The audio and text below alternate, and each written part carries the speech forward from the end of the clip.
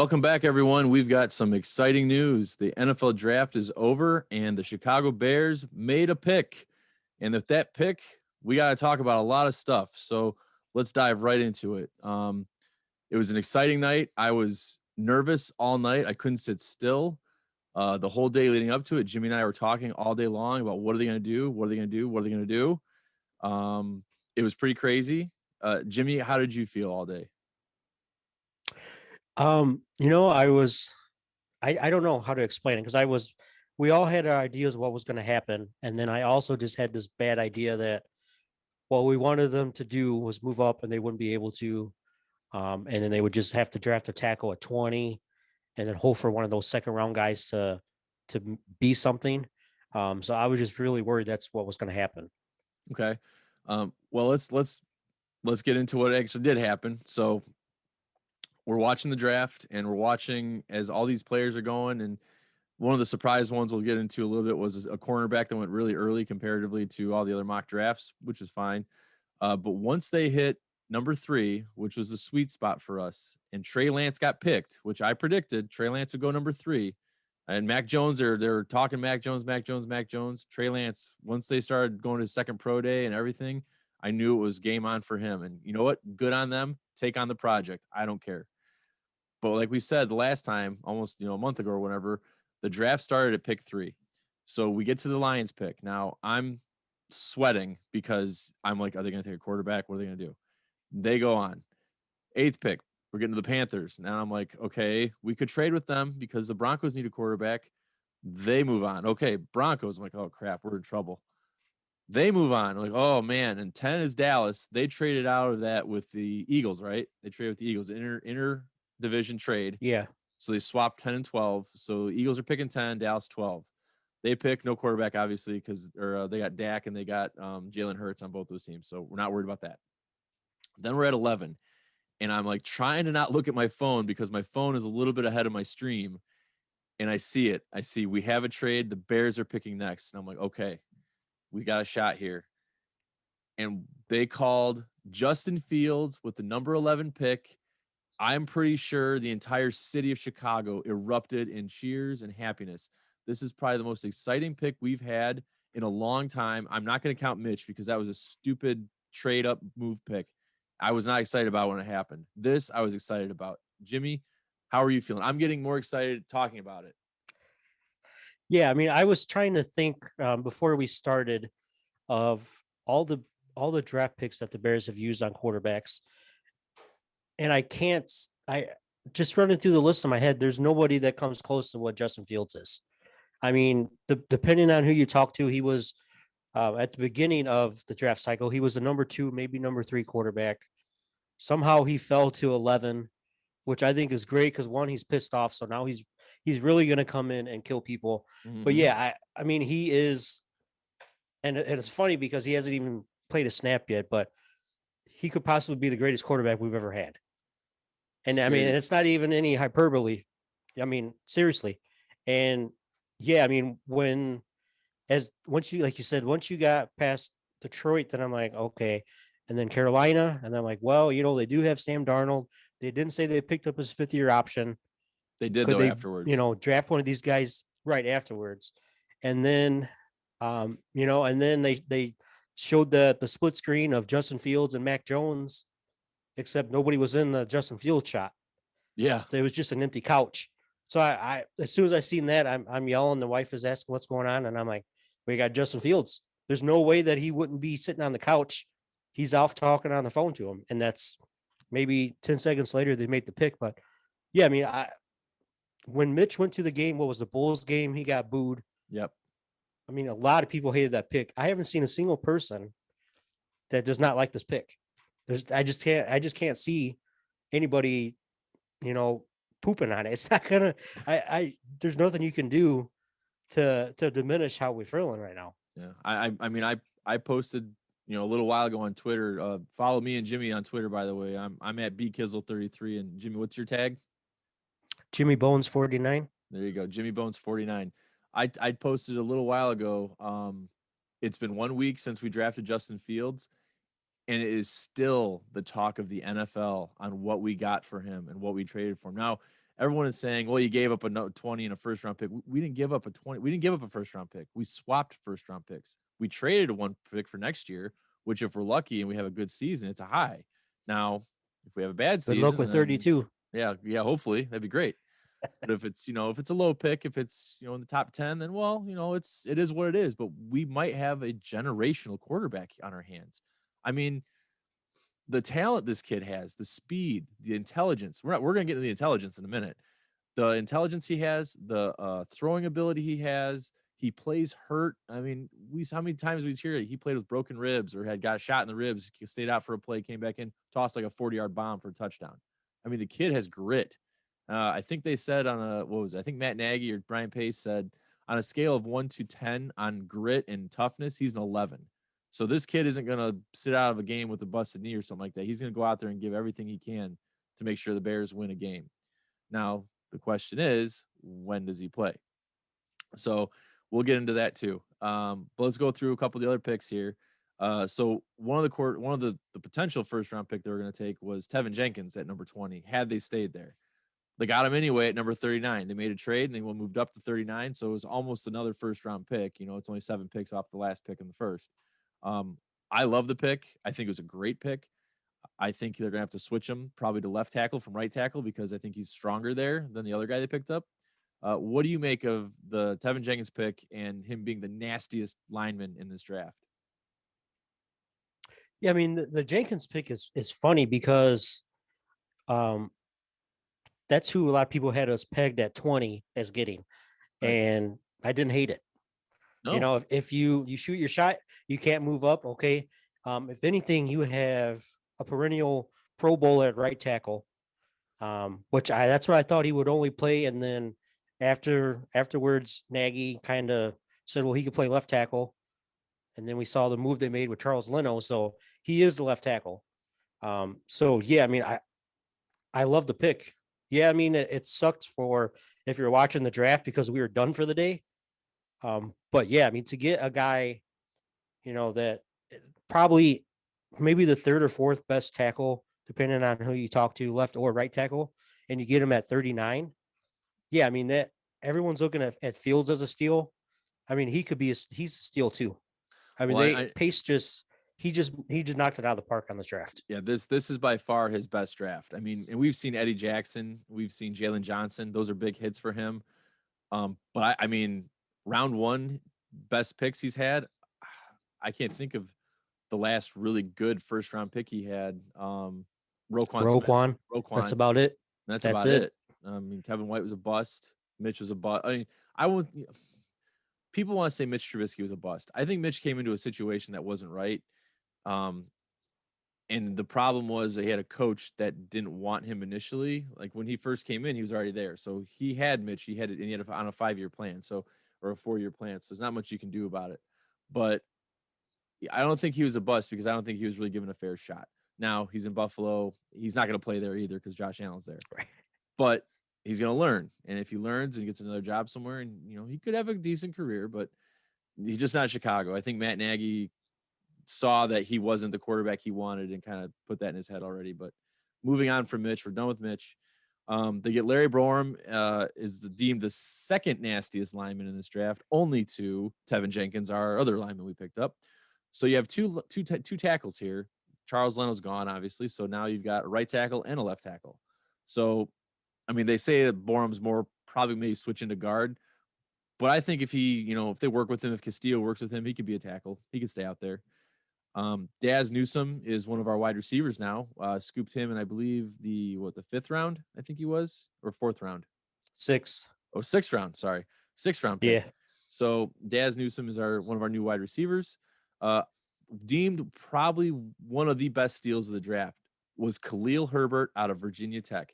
Now, I didn't see a whole lot of film on him, but what I did see was pretty amazing. Do you have a little more insight on him that maybe you know? Not really. I mean, he was just super productive at Kansas, and then transferred to Virginia Tech. I know leading up to it, we were doing multiple mocks a day, switching back and forth. So I had him going to the Bears around the 5th or 6th round. Mm-hmm. I mean, just the depth. I mean, I did forget about Damian Williams, to be honest, but I know that running back was a sneaky need, I guess, for depth. Yeah, I mean, I think he's just gonna be a home run hitter. I think probably Artavius Pierce and Ryan Nall are both gone. Um, but yeah, I mean, I like you said, I, the only pick that I would say that I may have an issue with is the Borum, because if he can't play right tackle, you basically drafted a guard and you have guards, so they were Yeah. other right tackles. But I do think he's going to start out at right tackle, um, basically because he has to be better than a Fetty. I mean, I don't know. There's no other right tackles on the team if Jenkins is going left. Yeah, Daz Newsom. I mean, he was kind of hidden on the North Carolina team. They had the two amazing running backs. They had De'Ami Brown. I think he went in the second or third round to Washington. So he's kind of the forgotten man, but he brings that juice that we're missing in the return game. I mean, now that Patterson's gone, we signed Goodwin for some speed, but Newsom is just, I'm just so excited to see what this offense looks like. Even if it's Dalton or whoever starting first, the pieces they're putting around him are just really good. I like the running back depth, and Newsom I do think might be the steal of the draft. Yeah, and that's what everyone's saying. I mean, we they had an article on ESPN Plus that had the Bears are the only team that had two picks that were considered steals. And I believe it was Herbert and it was Herbert and it was hold on. It wasn't Daz. I think it was Herbert and possibly Jenkins, because Jenkins going in the second round like that were the two steals we had in the draft comparatively to all the other teams. We talked about Trey Lance already going there. Mac Jones. Now, Mac Jones is going to probably go on a revenge tour because he was projected to go in the top 10. He stumbled and fumbled down the board to 15, right to where the Patriots wanted him. So they didn't have to give up anything. They got him right where they wanted him for the price they wanted to pay, which is one pick, and they got him. So we'll see if he learns under Cam Newton. I mean, I don't see Cam as being the one to really teach him, but Josh McDaniels is a good offensive coordinator who can obviously work with Tom Brady, and Mac Jones fits that Tom Brady mold. Statue in the pocket, but a good passer. So we'll see what happens there. Um, Spencer Brown got drafted by the Yeah, Bills. Well, go ahead. my guy. Oh, yeah, Oh, I yeah, was going to say, yeah, I mean, we can talk about Spencer Brown, but I was going to touch back on Mac Jones after yeah. Go the ahead. Spencer Brown. Go ahead. Hit on Mac Yeah, I Jones. mean, so I kind of, yeah, so we wrote, we're plugging our website, BJ's Fantasy Corner. So we've been writing articles, things like that. I wrote one about Mac Jones because um, the thing that I thought was funny is everybody's like, oh, Belichick did it again. He got us. He didn't have to trade anything for Mac Jones. That's who he wanted all along. And I don't think it is. I think they wanted Justin Fields. I think they thought maybe they could move up a spot or two, 13 and 14 to grab him. They did not see the Bears coming up to 11 to grab Justin Fields. So the Justin Fields, one of his comps for me was Cam Newton. So if you're going to run with Cam Newton and you're going to have the offense tailored to him, Justin Fields is the guy you want. Yeah. Now, yeah, Mac Jones is a Tom Brady esque kind of statue pocket passer, but that's not the offense you're running right now. So I don't know what's. I mean, basically, obviously, Cam is gone next year anyway, Yeah. but now you're gonna have to switch the offense all the way around, because as it is now, they're just a running offense with Cam. So you're gonna have to switch it all the way back to whatever Tom Brady was running to try and utilize Mac. I mean, who's very accurate. I'm very high on Mac, but I mean, he does have a limited ceiling. So I mean, everybody kind of giving Belichick his flowers. Um, yeah, it's nice they got a quarterback. They had to trade up, but that's not the one they wanted. Yeah. Well, and let's see what happens. I mean, if Cam has a great year, maybe they sign him again and Justin Max is back there, but I don't see that happening. I mean, you made a number one pick on a guy. He's going to play. If Cam stumbles this year, it's going to be Mac Jones's game. So we'll see what happens there. But getting back to Spencer Brown. So Spencer Brown was one of our favorite offensive linemen, and he got drafted by the Bills Mafia. So his celebration was doing what the Bills Mafia does on game day, jump through a table. He smashed a table. I mean, you can't even say jumping through it. The guy smashed it. He's like over 300 pounds. So a guy that big isn't going to leave anything behind when he jumps through a table. The video is pretty cool. I might throw a link on it here just to see if everyone wants to look at it. But I mean, it was pretty crazy. Yeah, Let's see he's what we only got. he's only almost six. I think he's 6'8.5", Oh my God. 330 pounds. Oh my So I don't God. think the table stood much of a chance there. No, no, I don't think an adult would stand much a chance against him. Right. So we get if you want to touch on some of the stuff you have here, I know we had the Vikings are high on Justin Fields and they picked Kellen Mond. Wah, wah. Good luck with that one. But if you got some stuff here you want to talk about that's on your little portion, let's go. Let's hit through it. Yeah, I mean, if you can, I don't have it up. So if you Oh, want to okay. kind of So the run it Jets to me. the Jets had a strong draft with Wilson, Vera Tucker, Elijah Moore, Michael Carter. So what do you think of their picks? I mean, Zach Wilson was kind of the obvious one, but the other picks they made, I liked them. I think they're very good. I think they're going to help. But what do you think about it? Yeah, so I mean, Elijah Vera Tucker, depending on, I mean, kind of everything. It depends on which analyst you talk to. Um, he was the number one guard, and he was maybe 2A, 2B of the tackle class. So in New York, it looks like he's going to kick inside to guard. So I mean, you got your franchise quarterback. You already had Mekhi Becton at left tackle. They have a good right tackle. Now you got a a Quentin Nelson esque guard, and then Elijah Moore, who could also be a steal. I think he's gonna be like Brandon Stokely. He's gonna be the slot machine. He's just gonna kill people in New York. And then same with the running back they got. I think. I mean, I don't even know who the running back is. Michael Pirine right now. So I mean, it's Frank odd Gore, that they. Is it still Frank Gore? Is he still on the team? unless he retired, I thought it was still him. Yeah. So yeah, it's just odd because poor Sam Darnold didn't have anything. I mean, the cupboard was bare. They had no receivers, patchwork O line, and they're like, "Hey, you know what? Let's just move you for I think that it was like a fifth rounder or something like that." And then they get a new quarterback, new shining toy, and they get him everything that they should have got Sam Darnold. So I mean obviously we have to see what Sam Darnold does in Carolina, but it's just kind of odd how you bring in a new regime.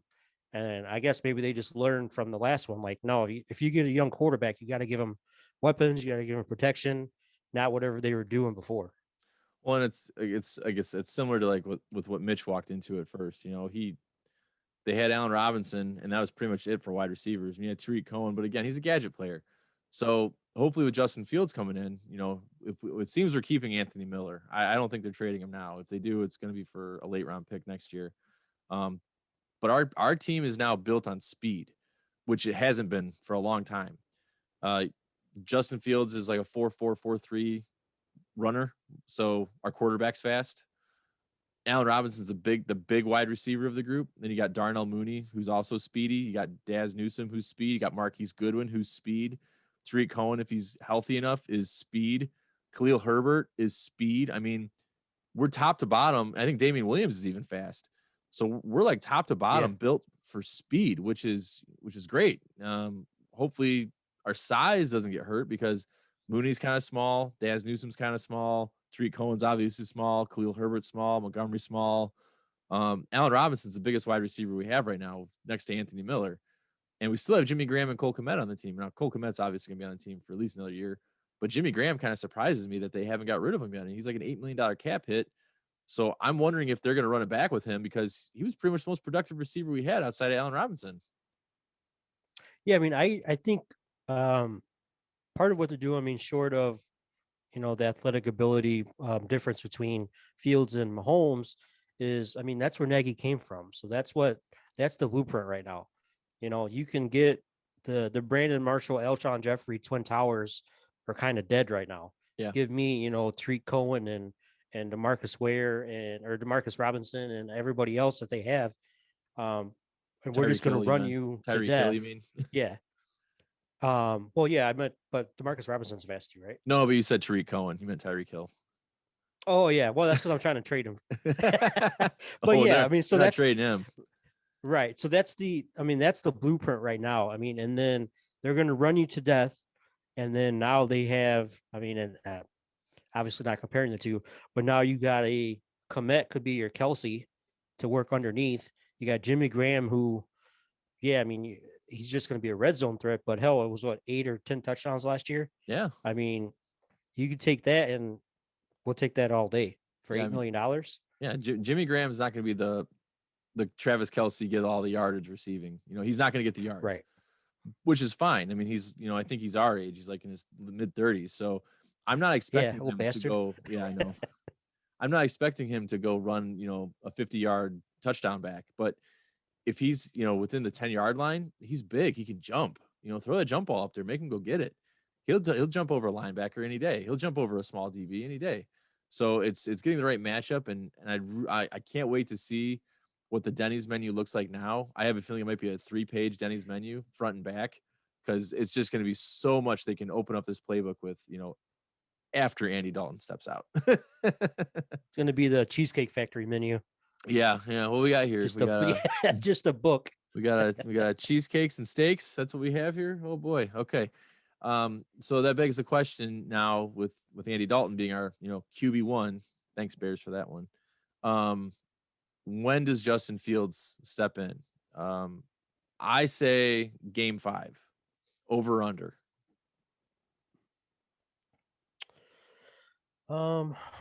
That's probably right there. Like I think you'd probably have to set the over under at like 5.5. Yeah. Because I think that gives a good barometer of what your team is looking like, what Andy Dalton is doing. I'm going to go the over.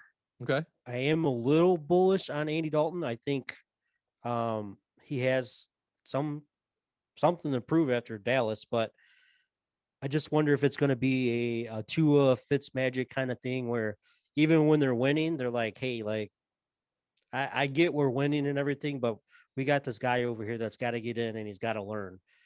Because I know you don't want to, throw too much at Fields or burn him out, but I mean, you just traded extra draft capital for him. He's on the team. So, I mean, short of doing some like Jalen Hurts sub package things with him early on, I mean, I'm kind of a proponent of just getting him out there Yeah. and going. I mean, the protection should be good enough that he's not getting his head beat in.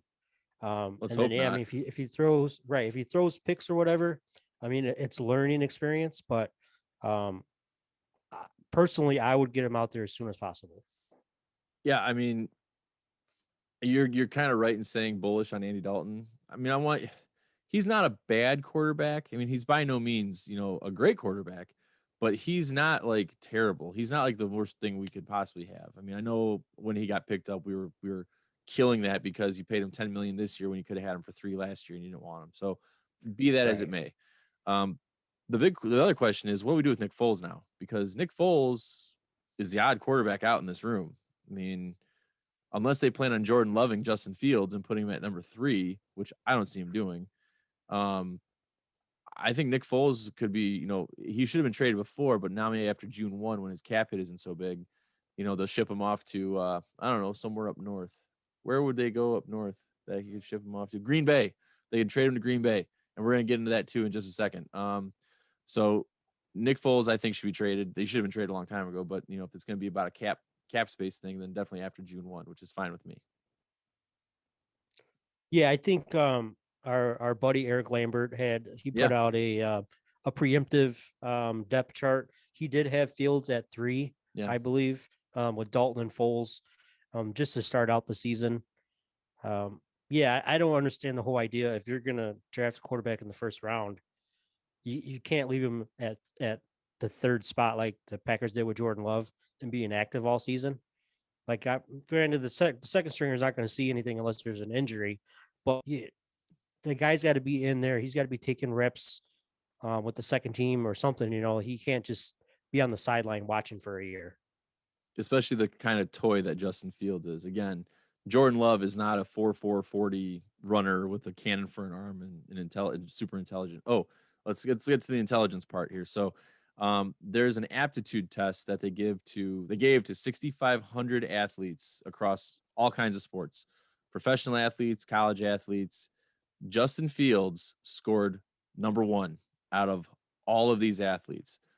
Matt Nagy gave him a playbook or whatever, and he recited it back to him flawlessly, like he'd been reading it for a year. So the intelligence we didn't see in Mitch to diagram and draw up a play and read a defense is clearly there with Justin Fields, which gets me even more excited because we're going to have someone who can make a 15-yard throw. We didn't have that.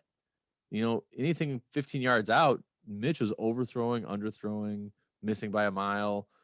I don't, not that that's an intelligence thing, that's a mechanics thing.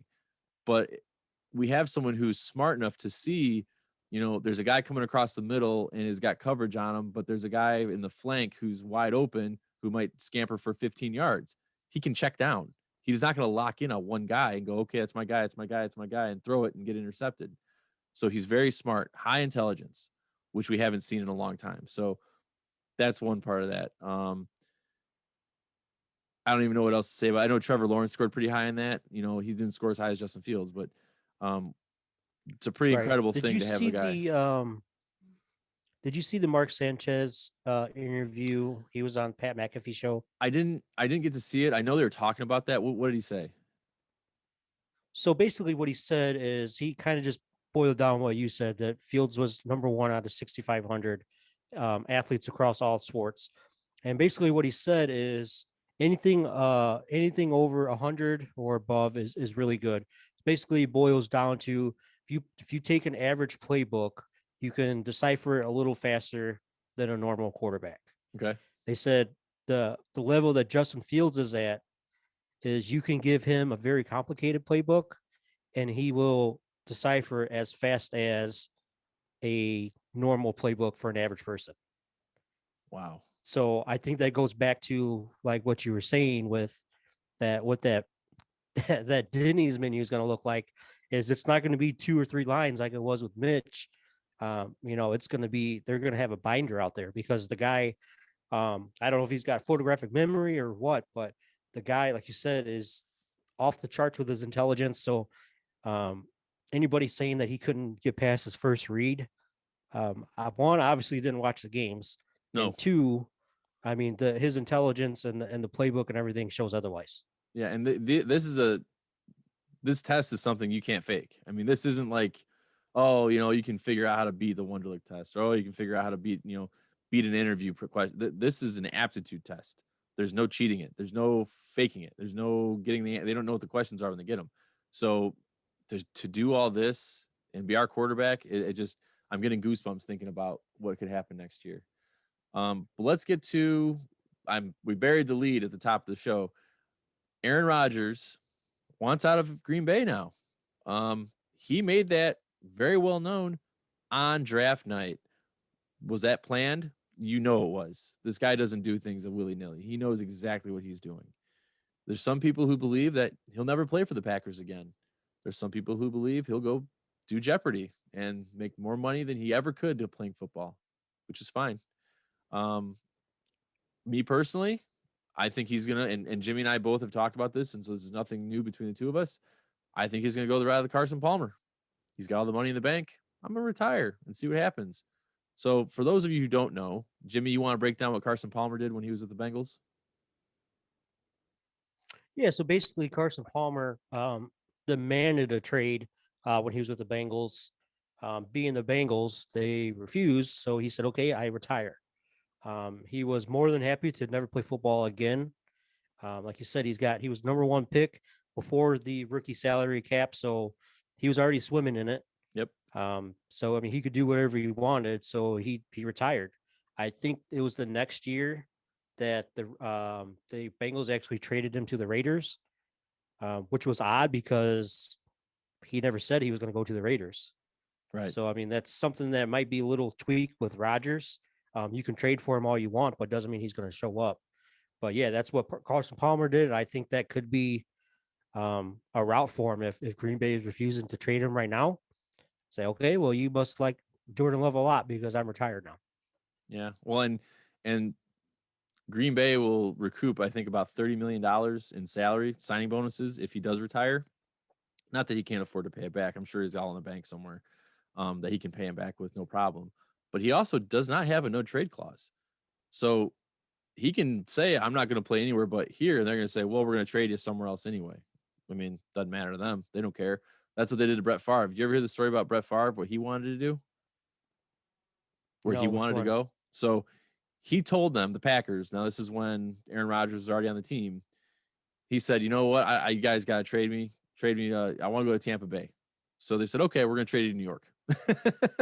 They shipped him to the other part of the country that's cold, not warm. And then he wanted to go to Minnesota, but they refused to go to Minnesota because that's in the division. But they said he wanted Tampa, and they said, you're going to the Jets. Have fun. And, I remember watching with the Jets and thinking, man, this guy is still slinging the pill like he did before, still throwing hard. And I know I've talked about it before on the pod, but I got to see him play when he was with Minnesota, up in Minnesota. And that's when we had Cuddy. And everyone said Jay Cutler threw the ball hard. No. Brett Favre threw the hardest ball I've ever seen. I mean, it was like watching a 15-year-old playing T-ball. That's how hard he was throwing. I mean, at 41, 42 years old. Now, Tom Brady, he's 42, 43, and his ball does not zip like Brett Favre's did. So it's going to be interesting to see. Well, it never did. No. But the Packers are kind of stuck here. They got to make a choice. And do you piss off the franchise quarterback? I ran a poll on Twitter, and Aaron Rodgers was deemed the best quarterback the Packers have ever had, based on the poll, next to Bart Starr. So they gave no love to Brett Favre, which was kind of surprising. So there's that. We haven't had any more updates really on Deshaun Watson. That story has gone pretty much dark right now. I think it's because it's starting to get tied up in court. We haven't really heard any more about the women. I know Rusty Harden put out a statement about basically saying they're all liars and here's why they're lying about each one of them. We're not going to get into that because what's the point? There's some people who believe that he will not play this year, which thank God we didn't trade for him because we'd be stuck with him right now. But I think his trade value diminished quite a bit when all these allegations came out because everyone's going to kind of back away and be like, let's see what happens here because there may be a point where he doesn't play football ever again, which would be a shame because he's so young. But again, if everything that happened is true, he made these choices. They weren't smart, and he's going to pay for it, as he should. Let's see. Is there anything else we haven't touched on here? Broncos. So you put down everyone plays cornerback.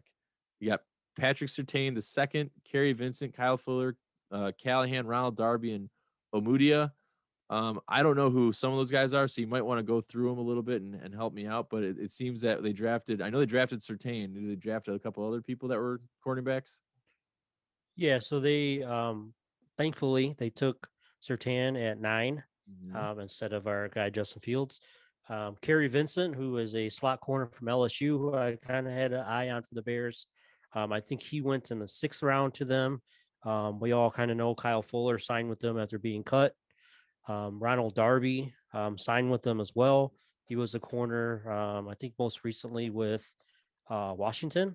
Okay. And then you got Bryce Callahan, also Bears, but he's been kind of injured. And then Ojemudia is their 3rd round pick, I think, from last year. So they got 6 good quality corners. And then they drafted a safety. They already have 2 really good safeties. So, I mean, Fangio's just going crazy in that secondary. I guess if you cover everybody, then it gives, Bradley Chubb and Von Miller, if he ever comes back, plenty of time to get to the quarterback. Well, I mean, he's just going to run dime packages all the time. Just throw every defensive back we have, throw the dime package in, get everyone out there, dropping a man. They're going to play the Oregon defense. Yeah. Did you see they had 8 corners drafted from Oregon? Wow. Everybody, I think they have 3 down linemen and everyone else is a corner, including Thomas Graham that the Bears drafted in the 6th round. Oh, that's right. And that was the guy. Thank you. He was the other one who was the steal. He was the steal, one of the other steals that the Bears had. It was him and Khalil Herbert were the 2 steals they had. So, I mean, obviously Justin Fields too, but I don't really call a steal when you trade up for him. But hey, we got him before someone else did. You got anything else you want to discuss? Anything going on? Let's see. I know you had the Cowboys had some head scratchers drafting Josh Ball, who was kicked out of Florida State for 11, is that right? 11 instances of abuse. What the hell did he do? Yeah. So, and it's I don't know why there was no criminal charges. It was the because they love each other. I don't even know what it's called, but the student advisory board or whatever. Yeah, so he had 11 instances of abuse against his girlfriend. So they kicked him out of Florida State, which is really hard to get kicked out of Florida State if you're good. And that's why he went to Marshall, and nobody mentioned it. Matt Miller is the only one on Twitter like, guys, like, he's not a feel good story. Don't be saying, like, oh, look at this guy. Like, no, he's pretty much a piece. So, Yeah. yeah, I mean, there's not any more evidence of that, but once, I guess, maybe you could say, well, there was, I don't know, something, there's wires got crossed, but 11 times. Yeah, but I mean, that's the Cowboys for you. They don't care about character issues. No, them and the Raiders, the two teams in the league who have they been to prison? Yeah, we'll still take them. Right. They'll fit right in. By the way, I must say I am loving your room you're in there. It looks amazing. You I like mean, that? I wish I could have a Yeah. room that cool. TV in the corner, a TV. What's odd is there's a TV in one corner and a projector facing the other direction. So, but the tables are all facing. That's The to chairs, keep you on your toes. the chairs and tables are all facing the same direction though. Who is looking behind them? or is that maybe they're shooting, maybe it's going right in the middle of that wall between the Bears logos. Yeah, But I man. do love, It's the projectors to throw everybody off our scent. yeah, They're going to be looking at what the projector's doing. They're not going to see our actual draft board, and that's how we got Justin Fields at 11. exactly. I wonder if there's anyone holding the little paper in their hand like in draft day. Only draft Justin Fields. Justin Fields, no matter what. No matter what. All right. Well, that's gonna do it for us this week, guys. Again, follow us at BJ_corner on Twitter. You can also follow me at bkizzle33. You can follow Jimmy at jimmybones49. We have a new website. It's bjsfantasycorner.wordpress.com. Like and subscribe to the channel on YouTube. Find us on Facebook, BJ's Fantasy Corner. We're everywhere on the internet now, guys. We're good and legit. We got all the followers now following us. Hopefully we're going to make some more articles here for you to read on the blog. But everyone have a great night and go Bears.